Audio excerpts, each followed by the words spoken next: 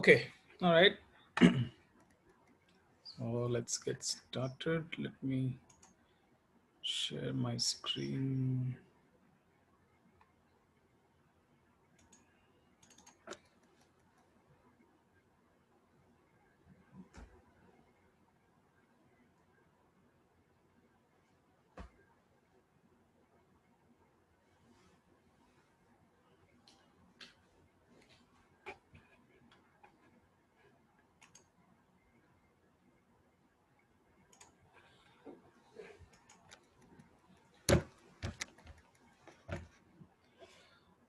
Okay, so I haven't yet seen the revised files yet, but I will look at it tomorrow and give you feedback. So just to finish up on that topic, um, do read the last part of that chapter or that, the series of sections on impedance transformation connected to the continuous version. And basically, in the the book also motivates this idea, but there is something subtle there because when we think about it in the way I had asked you to do it for the homework, where, sorry, so this is, I guess, one of the older files of J. So where you had put several lambda by 4 sections and transformed it in smaller steps. And we discussed this idea that, the smaller the step is, the more the bandwidth you're going to get. And so then it sort of naturally extrapolates from there that if you want many, many small steps, and there is an overall big step to cover, say in this case, 377 to 50 ohms, then you need a fairly long section here composed of many, many lambda by 4 at different impedances, right? Now, that would suggest that this would become very long if you want to do it very smoothly. And the smoothness aspect connects to the fact that, okay, why do I then now have a series of stepwise variation in impedance transformation, but instead I just continuously vary the transmission line which is connecting two different impedances from whatever initial value it was to whatever final value it is, right? So 2 or 3 points to keep in mind. So I'm not going to go into the details here. You can read it in that book, and maybe we can discuss this later on if there are questions. Remember that when you do um, a stepwise transformer, the impedance of this section is not the same as the impedance of this section, right? And of course, as we also discussed in one of the first lectures, having a piece of transmission line which is the same characteristic impedance as the load is sort of equivalent to not having it itself. It just gives you an overall phase reference.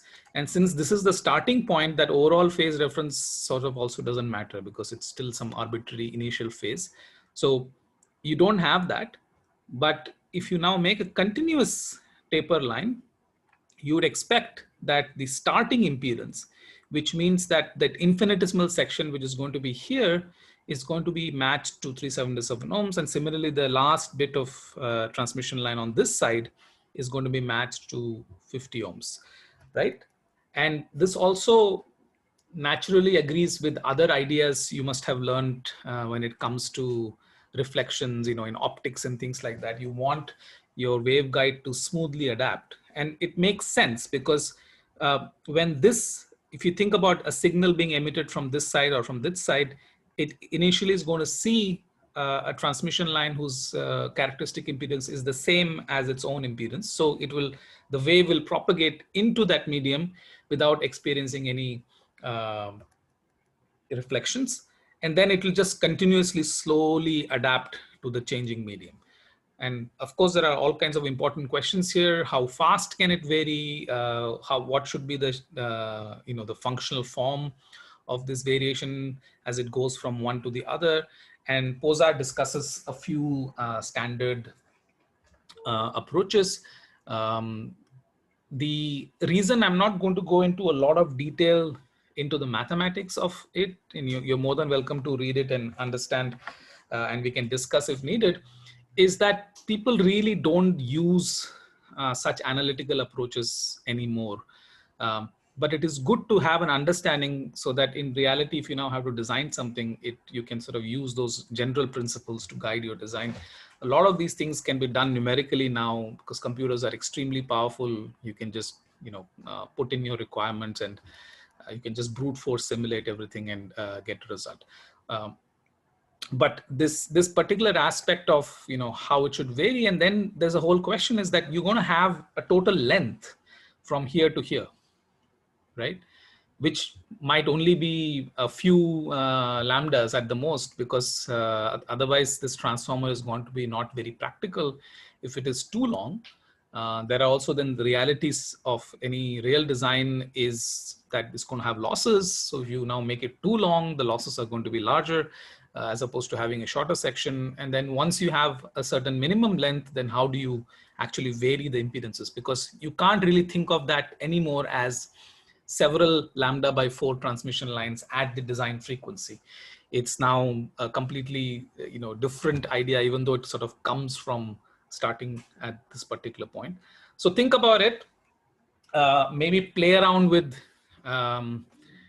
doing that in Microwave Office just with these ideal elements. It's the software is so fast and easy to use that even if you had to put like 20 sections here and have a slider to vary them, it's not very complicated. You can actually do it and you can see how the performance changes.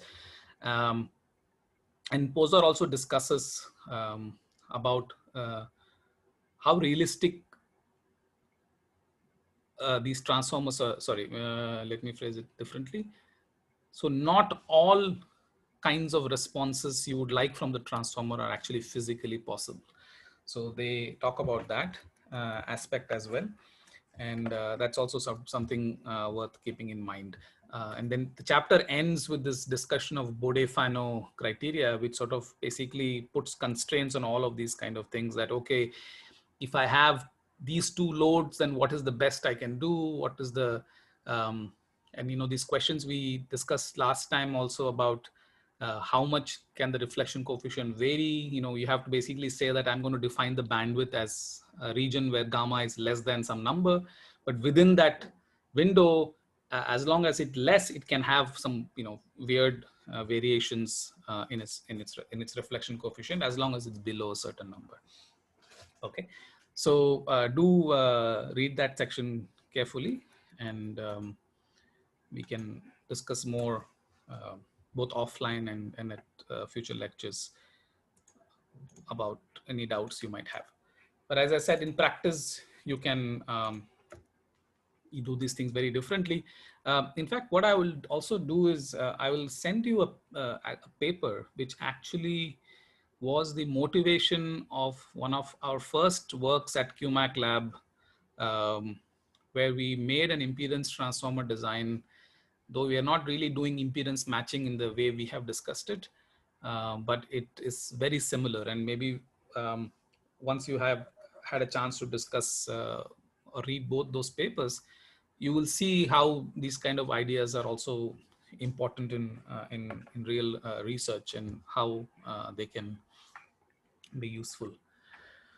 Okay, so I thought I will spend some time today on resonators. We had already started discussing this in the previous lecture because of a question from Joydeep. So I thought maybe it's a good chance to sort of continue that. And it's one of the most, okay, this is not now a class for my group, but still, I think between Mandar's and ours group, who are the members of the audience right now of the class, measuring resonators is sort of one of the most common thing we do, or in most cases, the only thing we do, just slight variations in resonators. So I just want to take you through some basic ideas about measuring resonators. And since we are going to be again looking at single port measurements, So I don't feel that we are jumping ahead because I've still not properly covered scattering matrices, which I think I will do in the next lecture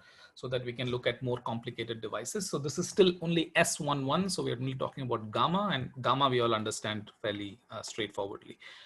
Okay, so the most common resonator we employ in our research, and also something which is relatively easier to understand, is a parallel LC oscillator. And we had discussed this also briefly in our first lecture, which was sort of a random collection of topics. Okay, and it's just an L and a C in parallel. Just a quick aside here from the mathematical point of view is that if you're now trying to think about writing,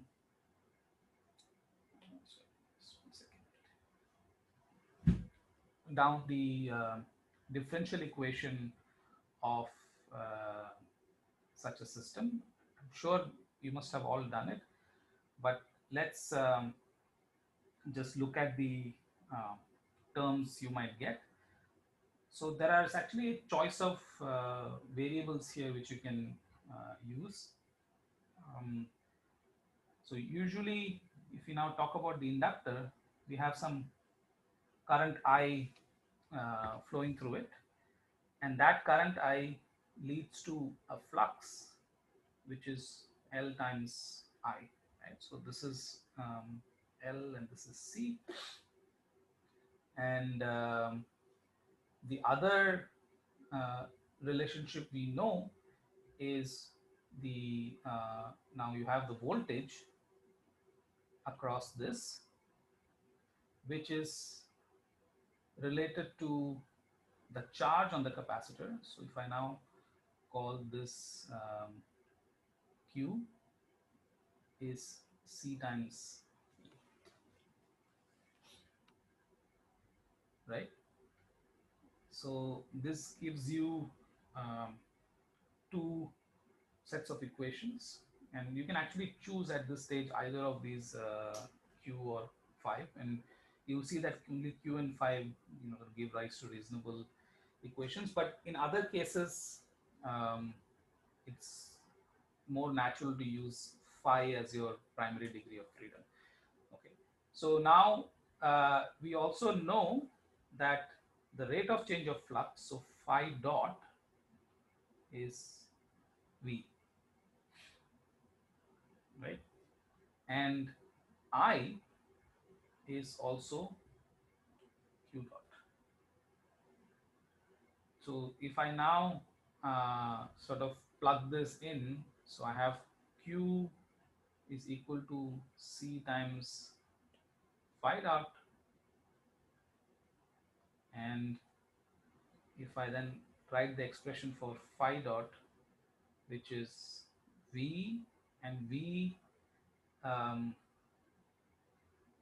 sorry, yeah, is V, but it's also now, if I look at it using this equation phi equal to Li, it's L I dot, and I dot is Q double dot.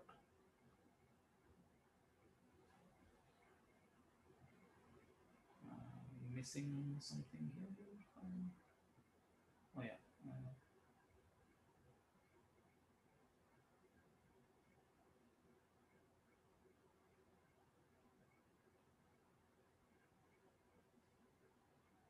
Of course, there is a sign somewhere here. I guess maybe this has to be minus V or something here overall. And you will end up getting an equation either in Q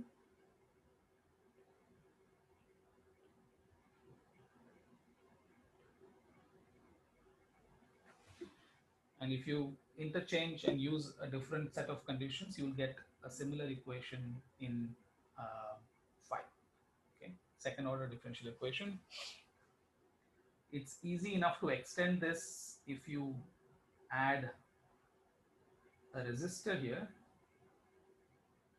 and realize that the current through the resistor I of R is going to be the voltage, which is related to phi dot divided by R, right? And that now allows you to get a differential equation, but now in terms of the other choice, which is phi double dot. So you have phi double dot plus phi dot, I think, 1 over RC, C phi equal to 0. So you now get a first order term, which is basically giving you the damping. This 1 over LC we know is omega naught square, so the standard differential equation for a damped dissipative oscillator. Okay. So this is just a very quick aside to remind you. We go back to this. So essentially the point was to come back to this thing that there is now a resonant frequency which is related to 1 over square root of LC, and a dissipation which can come in terms of a resistor in parallel like this. Okay, now in some practical circuit, let's say you actually built this using some inductor and capacitor, you might end up having this L being really more like L and a series resistor, right? This is a more common model to represent. It's not straightforward to write down the equation of motion of these kind of things. You can always transform this this thing into an effective L and an effective R, which then makes this whole thing just 3 parallel elements as opposed to single elements. The standard model for introducing dissipation in capacitors is indeed a parallel resistor. So in that case, it's not a problem. And this basically represents, a leakage resistance sort of in the capacitor. So it's natural to model. In fact, often they write it as a conductance, right? Not resistance, but that's one and the same. But the resistance of an inductor, comes from, say, the wire of that thing, and that is more naturally a series component. Okay? But we are mostly going to be interested, and those are sort of the more simpler systems to analyze, is when the whole damping comes parallel. And as we discussed in the first lecture, this is also because we are often interested in situations where the damping is coming entirely from the external part of the circuit and not the internal part. Okay, so all of these things which I've drawn here, resistances related to the inductance and the resistances related to the capacitance. So any dissipation, these will often be termed as internal losses. Okay, these are losses due to the components itself of the resonator, and the losses which come because of the coupling of this resonator to the environment, because that is how you can actually send a signal and receive a signal. So any kind of that is going to require some external coupling. Those are called external losses. And associated with those losses is the concept of a quality factor, which is basically the sharpness of the resonances, which is also divided into these two categories, internal and external. So this is just to keep in mind. So let's get rid of this again. So for now, we will assume that this is perfectly lossless. Let me change these numbers to something more reasonable. I know I've just decreased the inductance by a factor of 10 and I've increased the capacitance by a factor of 10. And I know that 1 nanohenry and 1 picofarad gives you a resonant frequency somewhere around 5 gigahertz. So we now connect this here. And to remind you again that when we connect a 50 ohm or a port like this to a resonator like this, it is equivalent to having a voltage source and a 50 ohm resistor connected across the device like this. Okay. Now, sort of first quick quiz point here. I am going to say that this model I have made for the port actually gives me the same picture which I had presented earlier of the resistor being in parallel with the L and the C. Srijita, can you just explain to me why that is correct? Just hold on 1 second.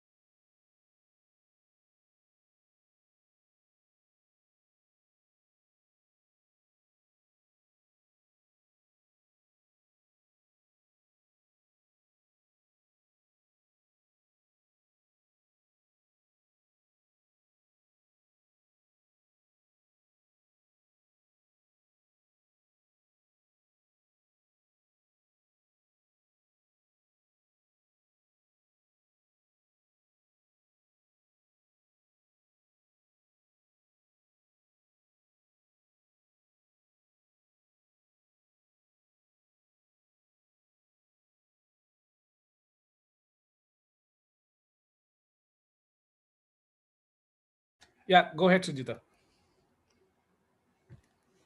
This is R in series with a parallel LC circuit, right? Well, it looks like it, but I'm saying that it Hello? is, yeah, hello. Yeah. I'm saying that it looks like Hmm. it is in series, but I'm actually saying that it is not. Yeah. Why is that? So basically what I'm trying to say is that this circuit is actually, from the point of view of the resonator, it's the same as this L, C and R, with the same, the R being the same. All of this is the same. Supriyo? Uh, uh, Voltage source does not matter here. Because? uh, like because it has no internal impedance. Exactly. So remember that this model I'm drawing here is that of, it's the equivalent model of a port. And then if I'm drawing a voltage source there, I'm assuming that this voltage source is an ideal voltage source, and that I've explicitly drawn the source resistance as 50 ohms. So an ideal voltage source, like Supriyo said, has zero internal resistance, which means that if I say set the voltage equal to zero, then this is basically just a short circuit. So then this is nothing but this thing is now connected to ground. So that basically makes it in parallel. Okay. So this is the same. Another way of thinking about it is that if I have, I mean, if that doesn't make you fully comfortable, is that there is the idea of Thevenin and Norton equivalent. Now, okay, it's possible, Srijita, I know that in Jadavpur they don't, or for example, in general in Calcutta, they don't teach electronics at all. But this is sort of good to know. Um, this is often called the um, Thevenin equivalent of a voltage source. And then there is something yeah. which is exactly the same, where I can draw this thing like that with a current source rather than a voltage source. And in that case, the current source has a value which is equal to V over R, which is the same R here, in parallel with R. Okay. So now if I connect this here, then of course this looks in parallel. Now we have no doubt that this is in parallel. Okay. So in terms of analyzing the circuit, it now becomes clear that this is in parallel. Just if this is sort of useful if you're writing down the differential equation, it makes it easier to write it.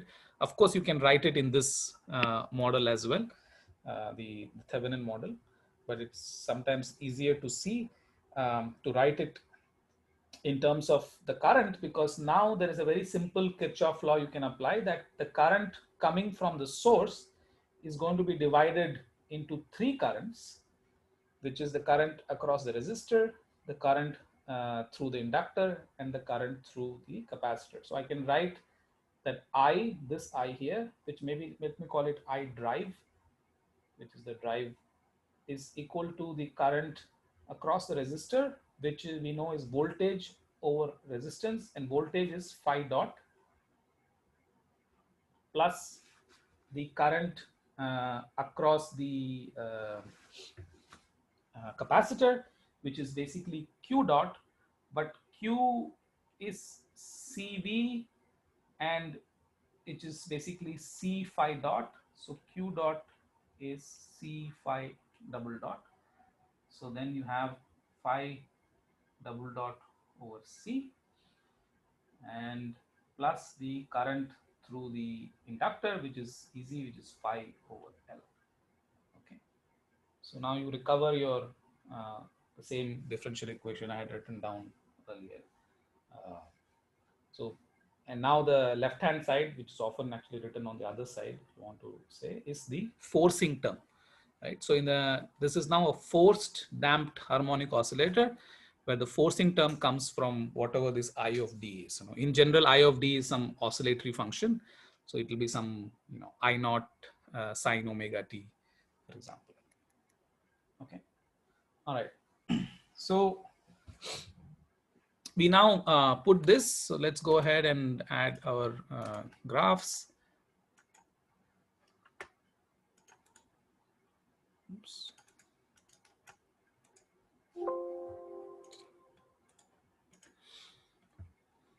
Port parameters S, choose 1, 1, add the magnitude, and we'll add the phase. Let me move one of them to the right axis. Set up the frequencies. I know that this is roughly going to be at 5.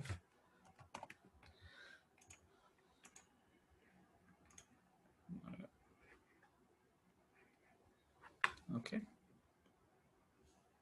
So as we discussed earlier, the magnitude response is basically constant because this whole thing is completely lossless. So any energy which goes here comes back.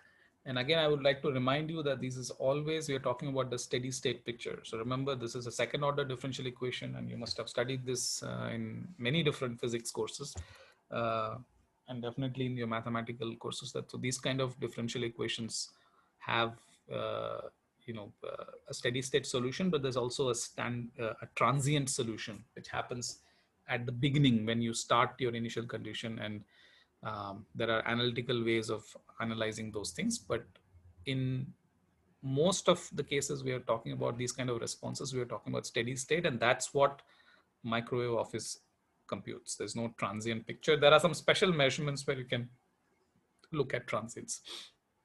Okay, so so that's why magnitude is constant and the phase undergoes 180 degree phase shift. Now, this is again something I mentioned in the first lecture, is it's very easy to compute this. You can actually calculate this very straightforwardly. How can one do that? I'm just going to open a blank page here so that I can write. So remember that you are talking about computing gamma.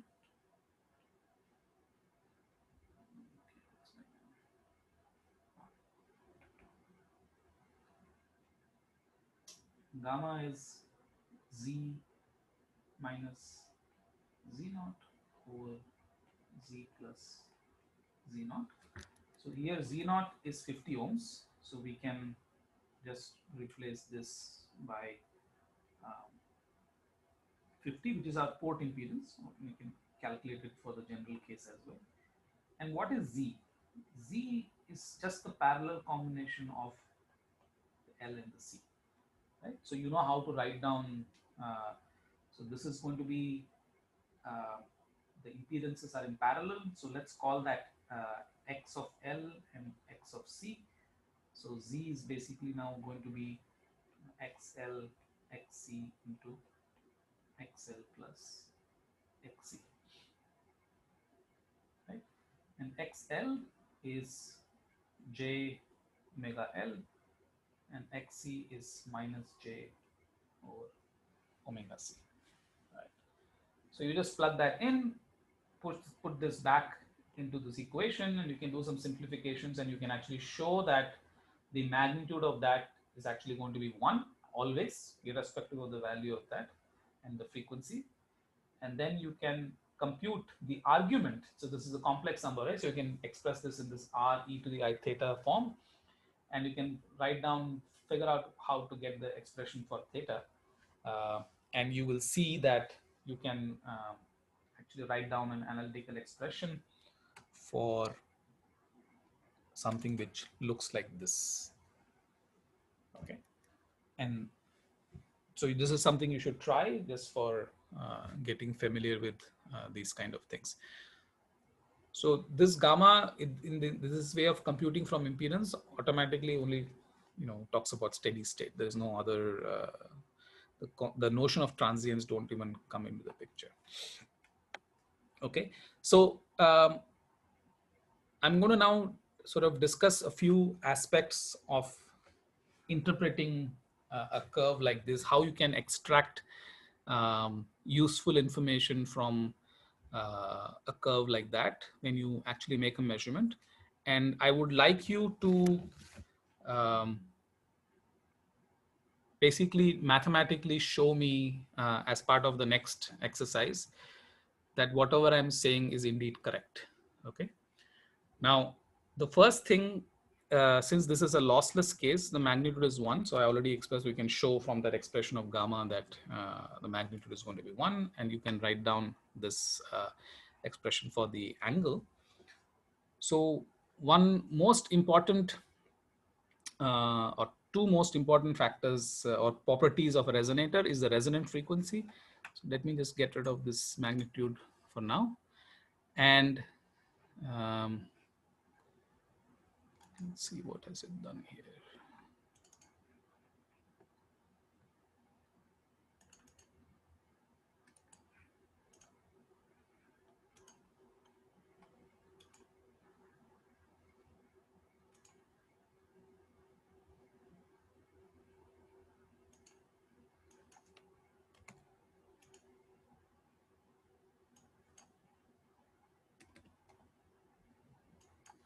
So I'm just adjusting the scale here so that I can show you some of the features nicely. Okay, great. Maybe I'll adjust the frequency to be 6. Okay. So what you should expect to see from an ideal situation like this is a phase response. So first a magnitude response, which is flat, and a phase response which goes from roughly plus 180 degrees to roughly minus 180 degrees. Okay, of course, it's if you keep going to further out in the frequency, you will see that it is going to approach 180, which in radians will be plus pi, and then this will be minus pi. Okay, so that's the generic response of the phase of a reflection coefficient of a parallel resonator like this. The location where this phase crosses 0 is the resonant frequency. And again, you can verify this when you do the math, that at omega equal to 1 over square root LC, the phase of this reflection coefficient will also be 0. Okay. The next most commonly looked at aspect of a resonator is the Q factor or the line width. There are many other terms which are often used.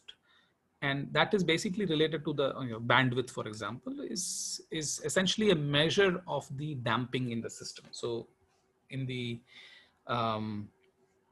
if you again remember your second order damp differential equations in the standard form, it's actually just the coefficient of the phi dot term, which in this case is 1 over RC, and that is often also written as gamma. So you have this gamma equal to 1 over RC, and this 1 over RC is basically the term which is the coefficient of this phi dot term. Okay, now remember that you can always multiply and divide by some common factors. So these, depending on how you write it, these can also always come, but this needs that your phi dot term has no coefficient in front. So then the standard form is phi double dot plus gamma phi dot plus omega naught square phi equal to some driving force here. Right? That's the standard form of the equation. So if you write it, this is the coefficient 1 over RC. So the first thing you see here is that the it depends not only on the resistance, which is providing the damping, it's scaled by this value C, okay, but not by the L. So that is important to keep in mind. And this is again just from the math and observation, but a quick way to measure the line width, and the line width is basically this gamma, is the points where the phase crosses plus 90 degrees and minus 90 degrees. Okay, so let's just quickly see. I'm going to put a marker here. And that's sort of close enough. I'm going to put another marker here.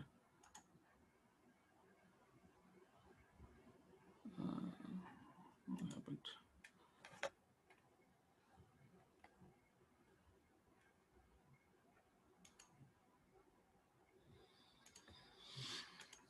Oh, okay, right here.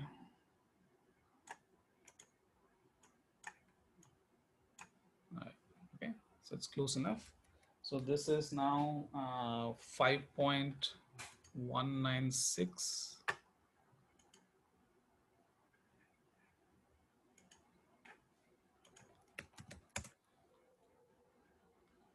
So let's write this down here.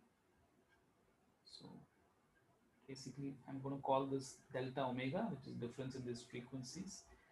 So it's 196 megahertz here and 125. So that's 296, 306, and 321. Okay, 321 megahertz.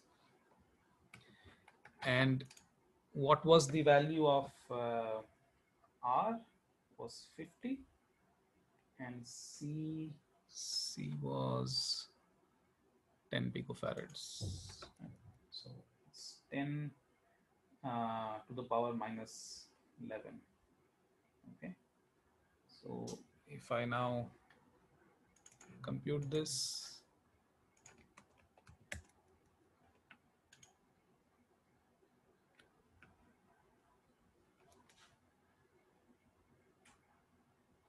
did I make a mistake in calculating this? No, I guess it's close enough. Is there some second screen? Sorry? Is there some second window except this on which you're showing something? No. I just opened up the calculator here to just calculate. Okay. All right. Okay.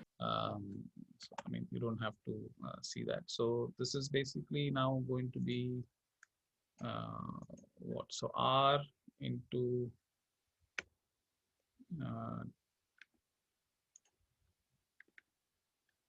minus 11, and then okay, I know what happened. Invert of that. So that is basically going to be 210 to the 9. So 1 over RC is going to be 210 to the 9. But remember that this RC is now in radians unit. So this I have to now divide by 2 pi. So 1 by 2 divided by 3.14. That gives me That expression you wrote for gamma, Yeah. should that be R by C or 1 by RC? 1 by RC. So remember that RC has units of time. So 1 by RC has units of frequency.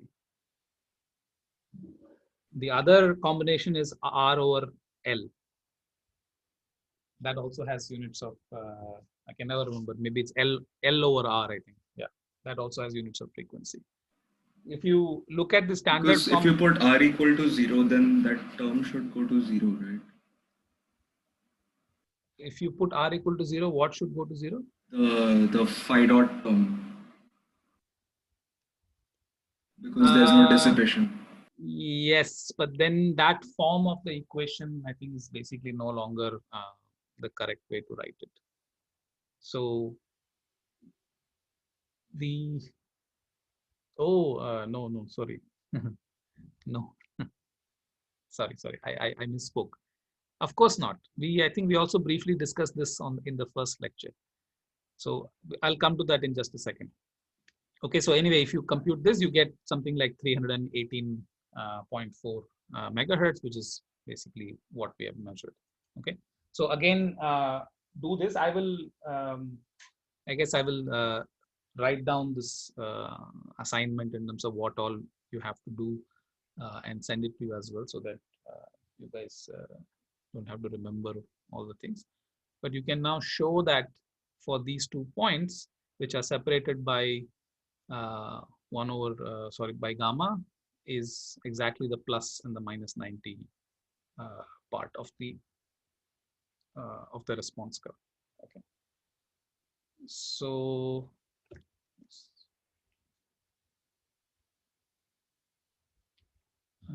in fact, we discussed this very specific point here. In this model, where the resistor is in parallel like this, R equal to 0 is not the low dissipation case. R equal to infinity is the no dissipation case. Because only when this is infinite that it does not affect the LC circuit. If this is a short circuit, then this resonator basically doesn't exist. Okay, so this is again, you have to be careful about the way the circuit is drawn and written. Okay. We wrote the equation for a parallel. Sorry? Yeah, we wrote that equation for a resistance in parallel. That's right, exactly. So for a resistance in parallel, it's the R. But again, I can sort of understand why, it's natural. If I look at this model, then you might be tempted to say that, if R is going to 0, then it is no dissipation free. But this actually is not a very good model for that limit. This is a better model for that limit. Because the problem is as R goes to 0, then this current source is also becoming very, very large. So it's becomes complicated to go. So this is a lot simpler situation to describe the dissipation features. Okay. So the first thing is to remember that for a parallel LC, larger the R, the smaller the effective dissipation is. It's because you're talking about the current flowing through the resistor. There's going to be some voltage at this point, and basically V square over R will be small when R is large. Okay, that's the only basic argument here. Okay, so so this plus minus 90 is a good reference point for quickly checking. And I'm sort of now talking about the practical aspects of that, because you'll measure this on some instrument, and then you can very quickly, put this markers and figure out where it is roughly plus 19, where is minus 90. There are some subtleties to it, which I will come at a later stage when we talk about actually using instruments to measure this, because you never get a clean curve like this, and there are some subtleties. But one other subtlety is actually related to the phase response and looking at these kind of numbers to identify important properties of the resonator. This doesn't work the moment things become non-ideal. Okay, and by non-ideal, one of the simplest non-ideality is now I actually introduce dissipation. So I'm going to now put an internal dissipation. Remember that there is already a dissipation here because of this 50 ohm connected here. But now I've added something which is now part of the resonator. Okay, so the reflection coefficient is being measured for this whole thing. So now there is a possibility of absorption of energy in the resonator, which is different than energy leaking out of the resonator because of its coupling to the environment. Okay, so I'm going to emphasize this over and over again because even though it's a very simple idea, it somehow confuses a lot of people. And in the last 20 years, I've seen from students all the way to very senior professors, it takes them a lot of time to sort of wrap their head around it. That there's an external dissipation, there's an internal dissipation.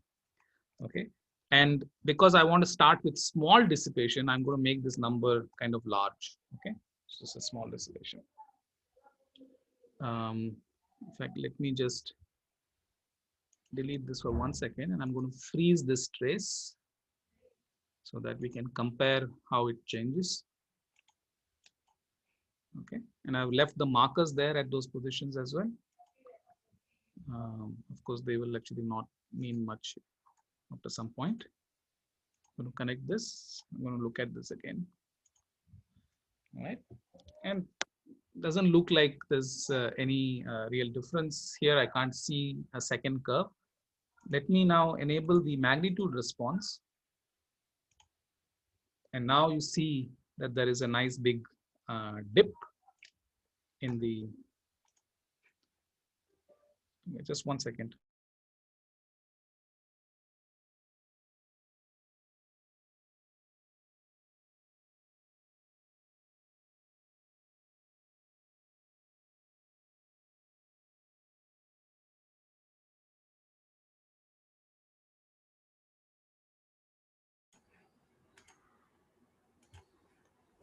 Yeah, okay. So look carefully, the blue curve is on the left axis. And now you can see that it starts close to 1 and then it reaches something like 0.9. Okay, so the reflection coefficient has now gone down to 0.9. So there's like 10% or not 10% and 10% of amplitude, which is getting absorbed into the resonator. And this point here, where it is minimum, is exactly the same point where this thing crosses 0. So somewhere around here, 5.03, and this is exactly the same point. Okay.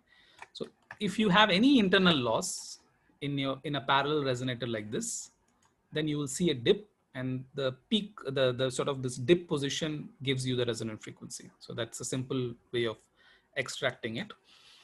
What you should never do is try to interpret the bandwidth or the line width or the losses by looking at something here. Okay, there is this idea of full width half maximum, which again I will look at in a different context in just a bit. Do not apply that to the magnitude response for a parallel LC resonator. It sometimes can give you the right answers, but it is not universal. Okay, just like what I'm going to tell you, that looking at this plus minus 90-degree points is not also a universally correct way of extracting the bandwidth. It works when either the dissipation is 0 or the dissipation is small, like in this case. Because for example, you can't tell the difference between the frozen one and the new one, right? So what we'll do now is we'll increase this dissipation by lowering the value of the resistance. Okay, so I'm going to bring this down. And now you can see very clearly that the magnitude response is just getting deeper and deeper. So now it has gone below 0.9. And you can also see that this is getting broader. So the width of this curve does give you an indication of the bandwidth, but It's not very simple to extract it from there. And you do notice that the phase curve is actually not really changing much at all. You see, there's hardly any change at this scale. Okay, I'm going to keep going. Let me, what is the value now? Okay.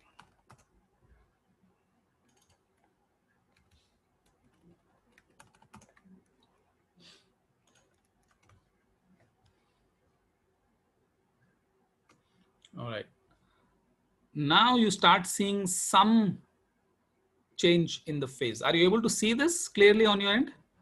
Yes. Right? But look what's happening. Does it look sharper or broader?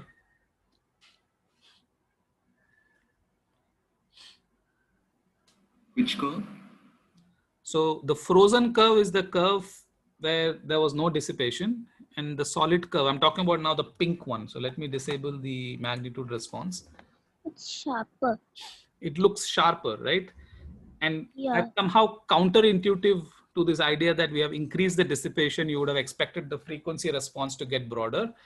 And that is basically because the magnitude of reflection, the phase of it is not a very good indicator of what's really going on. Okay, so we are at 100 ohms, right, which is basically almost comparable to the 50 ohm resistor which is being present in the dynamics because of this guy. So this is about 50 ohms.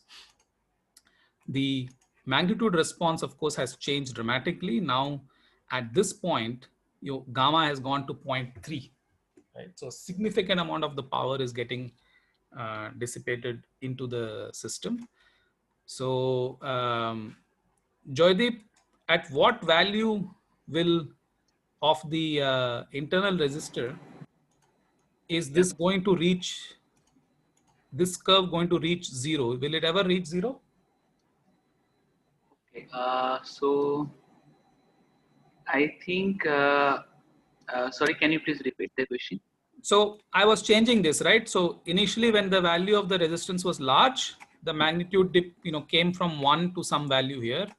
Yes. And as I kept bringing it down, it comes further and further down. Yeah. And I'm now stopped at 100 ohms and it is, at 0.335. Okay. I'm asking you, what value, if at all, will this point reach zero on the y-axis?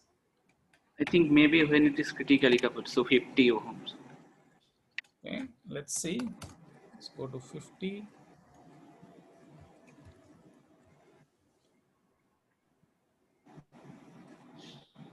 So gamma equal to 0 means what in terms of the thing we looked at in the last lecture?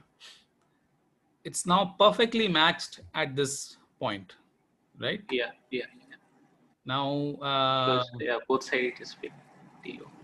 Yes, but there is also this thing. So Jay, Yes, can you tell me what has happened? Why, even though, so, okay, this looks simple that this is a 50 ohm source and this is now a 50 ohm load. So it looks like it's perfectly matched.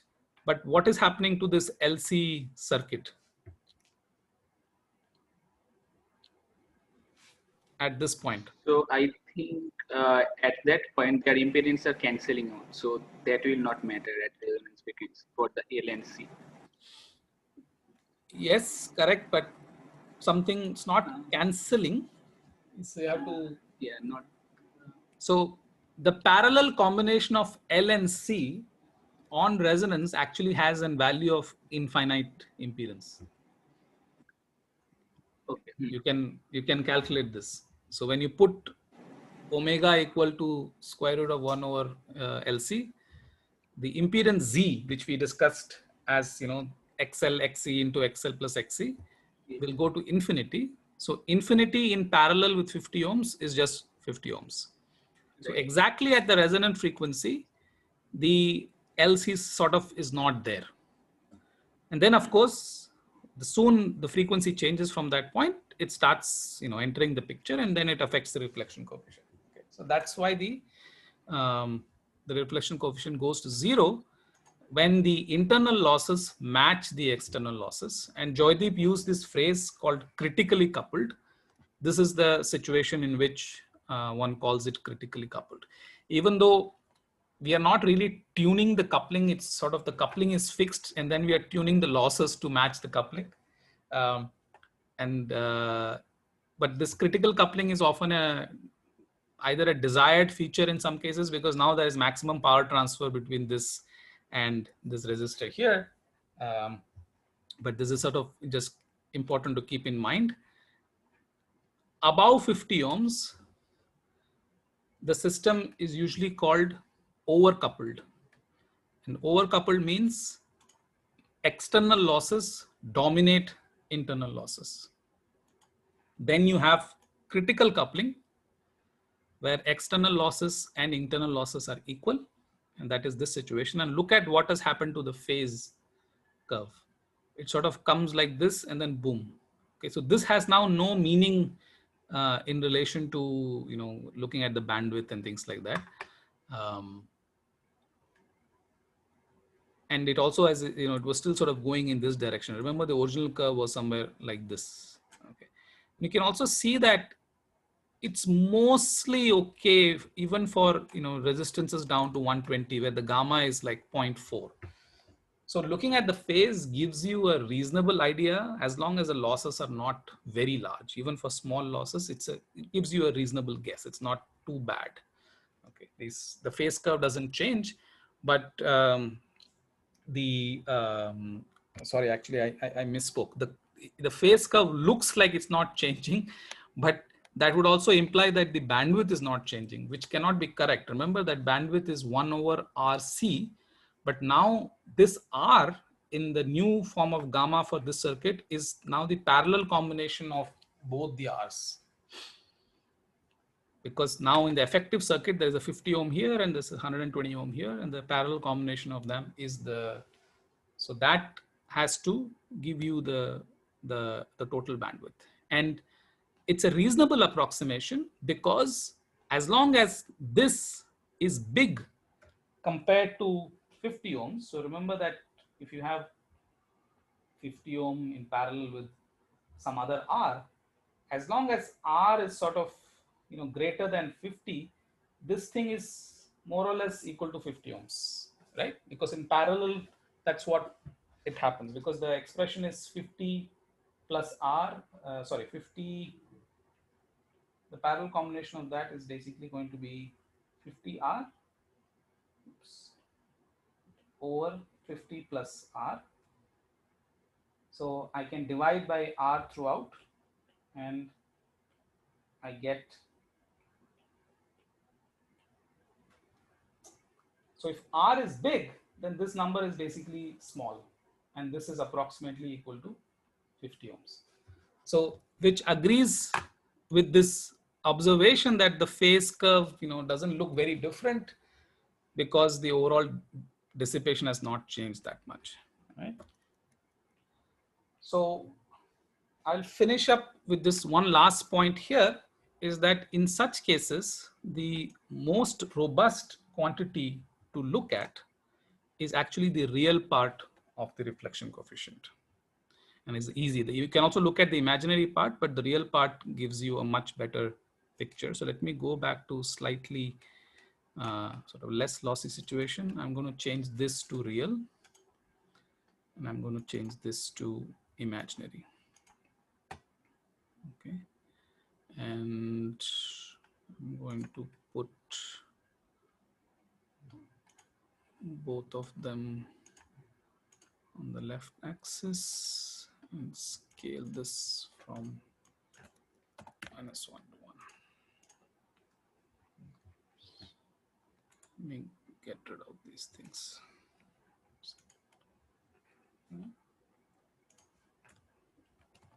Let's make this even less lossy. So now the ideal response curve, do it properly, for the real and imaginary part are these two functions. Okay, so the real part looks like this nice peak here. It goes from -1 to +1, and the point where it hits +1 is the resonant frequency. it's the same point where the imaginary part goes to 0, and the imaginary part will hit 1 at these points here.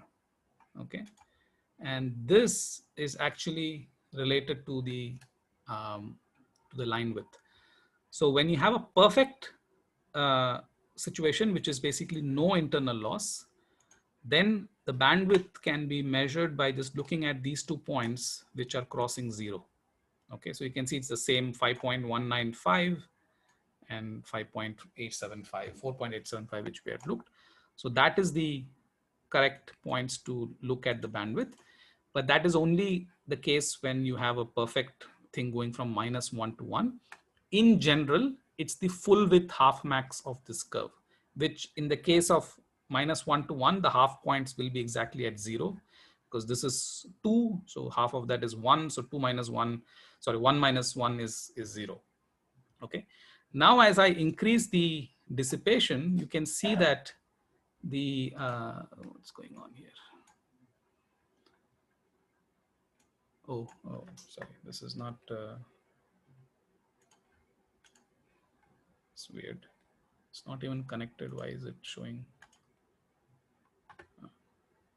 Okay, maybe it didn't update it, but fine. This is the, what?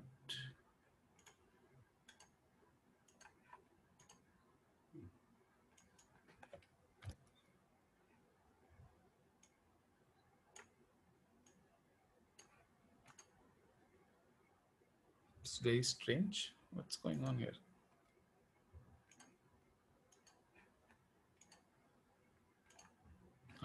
Okay, some weird bug. I'm going to freeze this, and then I'm going to put this back into the picture. And now bring in the tuner. And as you reduce this, now you can see that something more simpler happens in terms of how it changes. So the first thing which tells you that this doesn't reach 1 anymore. It keeps coming down and down and down. And then at critical coupling, it exactly goes up to 0. And the bandwidth is always the full width half max, which means this asymptotic value and this top value, you look at the half point there, so somewhere around here, and that gives you the correct value of the bandwidth. Okay, and this shape always remains the same. So even if you go to sort of values below 50, it sort of still is this broad curve, but you can see the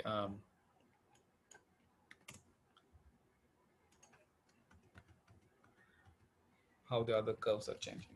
Okay, so this is a more robust way of extracting the bandwidth as opposed to looking at phase. If you're sure that the losses are small, then you can still do it. Okay, so I'll stop here. We'll continue more on resonators in the next lecture as well, but I have another engagement to get to. So read those 3 sections I had emailed you about if you have not already done so, and play around with this, and I will send you the assignment. So this one will be more mathematical, but you can compare it with by looking at doing at simulations. You can even compute those expressions in Microwave Office, but okay, I haven't told you how to do that. So next time. Okay, all right. Any quick questions before we stop? Here, bandwidth refers to, I mean, what range of frequencies are assigned to be on gamma. resonance? It's basically it's the gamma value in the differential equation is the bandwidth. I see. Okay. So it's a measure of the dissipation. So gamma is omega resonance over delta omega, which is this what we call as the line width. Not this. This is what is called Q factor, and this delta omega is basically this value gamma. So as the dissipation increases, the line width gets broader, and the Q factor becomes smaller. So these are basically a measurement of how sharp the resonance is. Okay. Okay. Yeah. Right. Anything else?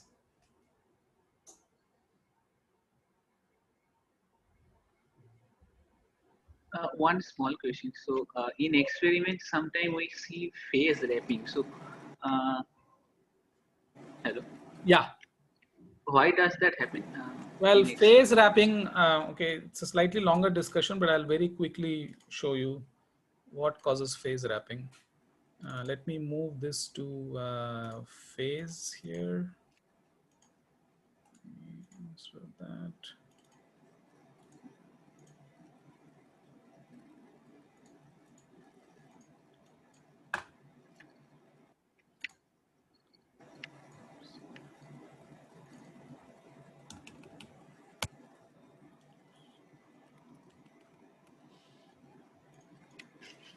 Okay, this is the standard thing. The problem is in any real experiment is that you cannot get your reference point right up to the device, because you know, in cryogenic experiments, the device, you know, is inside a dilution refrigerator, and there's a whole bunch of cables running between them. And let's just put something here and put a tuner on the electrical length. Now, if I look at the phase response of this guy, this already looks strange, but actually you can see the feature is exactly at the same point. This is because there is now an additional phase response. And remember, phase is omega t, or equivalently omega length, because time difference is basically length difference in your propagation values. And as you increase this electrical length to larger and larger values, you get many phase windings, which is just a linear triangular linear thing, and it just goes from plus to minus 180 and then back to plus 180 and minus 180. And this masks the actual resonance which is within it. Okay, so in the vector network analyzer, there's actually it's just a mathematical thing that there is this extra linear phase running. You just have to undo it. So there is this thing called electrical delay setting, which just adds exactly a negative phase of the length you have provided, and that unwraps the whole thing. Okay, but we will discuss this in more detail at a later stage when I talk about VNA measurements. But that's the reason. Yeah. Okay. All right, so let's stop here, and I will see you guys next Thursday.